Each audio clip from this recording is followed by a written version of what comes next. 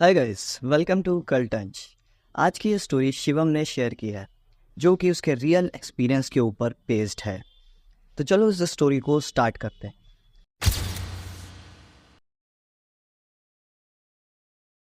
तो शिवम जो कि अपनी फैमिली से दूर पिछले 3 सालों से चेन्नई में कहीं जॉब कर रहा है और अपने ऑफिस से ही उसको एक फ्लैट मिला है जहां पर वो रहता है। ये 2 BHK फ्लैट उसके लिए एकदम परफेक्ट था। शांत, काफ़ी अच्छा खासा स्पेस, 2 बेडरूम्स और ये घर एक ऐसे एरिया में है जो बहुत ही बढ़िया जगह है। काफ़ी चहल पहल वाला एरिया है। हर समय भीड़ भाड़ रहती है और अगर कभी भी उसको लेट नाइट किसी भी चीज़ की ज़रूरत पड़ती है तो उसे बिल्कुल भी टेंशन लेने की कोई ज़रूरत ही नहीं है। उस एरिया में बहुत सारी शॉप्स हैं जो कि लेट नाइट खुली रहती हैं। तो कई बार रात को जब उसे कभी सडनली भूख लगती है या उसको किसी भी चीज़ जैसे कि मेडिसिन की भी अर्जेंट नीड होती है तो कोई प्रॉब्लम नहीं होती है। वहाँ पर कुछ मेडिकल्स भी हैं जो लेट नाइट खुले रहते हैं। जैसे ही तुम उसके घर के अंदर घुसोगे तो तुम्हें सामने की तरफ सबसे पहले तो एक ड्राइंग रूम दिखेगा जिसके राइट हैंड साइड पर किचन है और लेफ्ट हैंड साइड पर वॉशरूम और एक स्टोर रूम वगैरह है। और स्ट्रेट फॉरवर्ड रूम्स हैं जिसमें से एक शिवम का मेन बेडरूम है और एक वर्किंग रूम सा बना रखा है उसने, जहाँ पर वो बैठकर कभी कभी अपने ऑफिस का कुछ काम होता है तो वो वहाँ पर बैठकर आराम से चिल करते हुए अपना काम करता रहता है। जो उसका ड्राइंग रूम है वहाँ पर एक सोफ़ा है और टेबल है जिसके जस्ट सामने की तरफ एक टीवी लगा हुआ है। और ये जगह शिवम की सबसे फेवरेट जगह है बिकॉज काम से थक हार कर जब वो वापस आता है और वीकेंड्स को भी शिवम वहाँ पर बैठकर एकदम चिल करता है। वो इस कंपनी में पिछले 3 सालों से काम कर रहा है, काफ़ी अच्छे पोस्ट पर पहुँच चुका है और उसकी लाइफ भी एकदम सेट चल रही है। ज़्यादा वर्कलोड भी नहीं है उसके ऊपर, but I don't know how is it possible. पर जो भी हो, उसको काम की या तो इतनी टेंशन थी नहीं या फिर शायद वो इतनी टेंशन लेता ही नहीं था। एनीवेज, चलो अब बात करते हैं कि शिवम के साथ क्या हॉरर इंसिडेंट हुआ था। तो वो एकदम नॉर्मली अपने जॉब से रोज की तरह अपने घर वापस आता है और जब वो अपने घर को अनलॉक करता है तो वो रियलाइज़ करता है कि उसका घर ऑलरेडी अनलॉक्ड है। जस्ट फॉर अ सेकेंड उसको बहुत तगड़ा वाला शॉक लगता है और उसकी हार्ट बीट एकदम से तेज हो जाती है। वो घर के अंदर जाता है और सोचता है कि शायद आज सुबह जल्दी जल्दी में वो घर को लॉक करना भूल गया होगा because that day he was late for his office. तो वो 1 सेकेंड के लिए ऐसा सोचता है और घर के अंदर जाता है। और घर के अंदर जाते ही उससे दिखता है कि सिर्फ उसके घर का ताला ही नहीं खुला है, एक्चुअली घर की सारी लाइट्स भी ऑन हैं। घर के अंदर एक बहुत ही गंदी सी बदबू आ रही है जिसे झेल पाना बहुत ही मुश्किल है। उसको वॉमिटिंग सी फील होने लगती है। वो स्मेल जैसे किसी डेड बॉडी की आ रही थी। और इतना ही नहीं, उसके घर के अंदर सारी चीज़ें, फर्नीचर, सब कुछ बिल्कुल उलट पुलट हो रखा था। उसका टीवी ऑन है बट उस पर सिग्नल नहीं आ रहे हैं। उसके ड्राइंग रूम में जो सोफ़ा है वो अपनी जगह से बिल्कुल खिसक चुका है और सारा सामान बिखरा पड़ा हुआ है। थोड़ा सा और देखने पर शिवम देखता है कि उसका रूम का जो डोर है उस डोर के ऊपर किसी के हाथों के निशान पड़े हुए हैं, वो भी खून से सने हुए। इस टाइप का कुछ रेड कलर का हैंड प्रिंट वहाँ पर पड़ा हुआ था। इस मोमेंट पर शिवम को बहुत ज़्यादा डर लगने लगा था। उसकी ब्रीथिंग बहुत तेज़ हो गई थी, उसको हल्के हल्के चक्कर से आने लगे थे। इतने में एकदम से उसको अपने किचन से टंकी चलने की आवाज़ सुनाई देती है। वो डरते डरते अपने किचन की तरफ बढ़ने लगता है और वहाँ जाके सबसे पहले वो देखता है कि वहाँ पर तो कोई भी नहीं है और ये टंकी अपने आप ही चल रही है। वो टंकी बंद करता है और जैसे ही वो टंकी बंद करता है किचन के बाहर से एक बहुत तेज़ आवाज़ आती है, जैसे कि कोई बंदा भागता हुआ घर के अंदर से बाहर गेट की तरफ जाता है। और जैसे ही शिवम पीछे मुड़कर उस बंदे को देखने की कोशिश करता है, एकदम से उसका घर का गेट बंद हो जाता है और शिवम उस बंदे को देख नहीं पाता है। वो भागकर दरवाजे की तरफ जाता है और दरवाज़ा खोल कर देखता है पर उसको कोई भी नहीं दिखता है। अब वो सबसे पहले जल्दी जल्दी से पूरे घर को अच्छी तरह से चेक करता है और सब कुछ ढंग से लॉक कर लेता है। और वो देखता है कि कुछ भी कीमती चीज़ तो मिसिंग नहीं है, और पता चले कि कोई चोर हो और वो कुछ चुरा कर ले गया हो।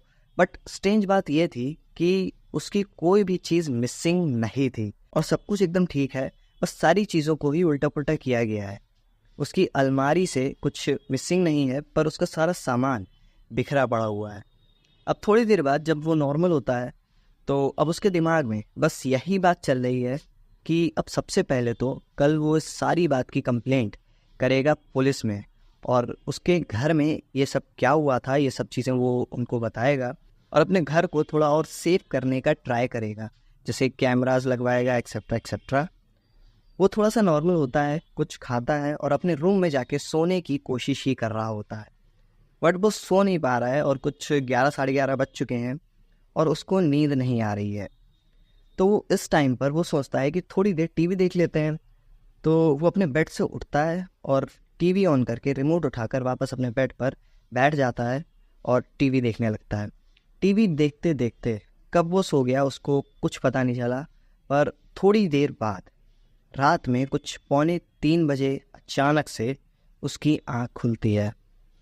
उसको थोड़ी प्यास लगने लगी थी, तो वो पानी पीने के लिए उठता है, लेकिन उसको एक अजीब सी फीलिंग आ रही थी, जैसे कि घर में उसके अलावा कोई और भी है, और उसको अचानक से काफ़ी ज़्यादा ठंड सी महसूस होने लगी थी। उसने अपनी आंखें खोली और उठकर अपने रूम में इधर उधर देखता है। उसे सब कुछ नॉर्मल लग रहा था। विंडो से हल्की सी लाइट आ रही थी, जो कि उसके घर के बाहर रोड लाइट से आ रही थी, लेकिन एक अनईजी सी फीलिंग थी जो उसके मन में आ रही थी। शिवम अपने बेड से उठकर अपने किचन की तरफ जाता है। किचन में जाकर वो फ्रिज से पानी निकाल के ग्लास में डालता है और बस पीने ही जा रहा होता है, लेकिन तभी उसे ऐसा लगता है जैसे उसके ड्राइंग रूम के अंदर जहाँ पर सोफ़ा है वहाँ पर कोई खड़ा है। जब वो रूम से किचन में गया था तब उसको वो नहीं दिखा है, पर किचन के अंदर से जब वो बाहर की तरफ देखता है तब उसको ऐसा दिखता है। पहले तो उसने ऐसा सोचा कि शायद उसकी इमेजिनेशन होगी और रात को अंधेरे में उसको ऐसा सब दिख रहा है, क्योंकि वो थोड़ा डरा हुआ भी है। लेकिन जब उसने ध्यान से देखा तो वहाँ पर एक्चुअली में एक आदमी का शैडो दिख रहा था।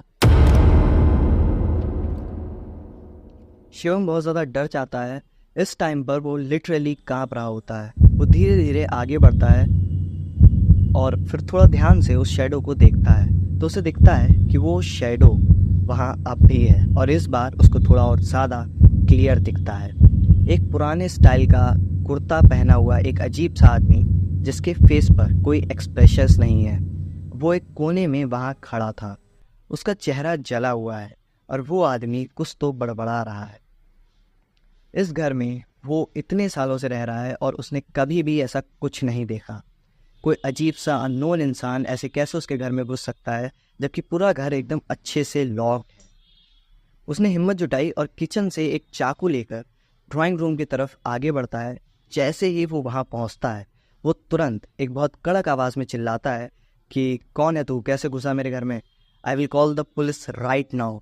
उसके ड्राइंग रूम में एंटर करते ही उसकी आंखों के सामने वो आदमी पलक झपकते ही गायब हो जाता है।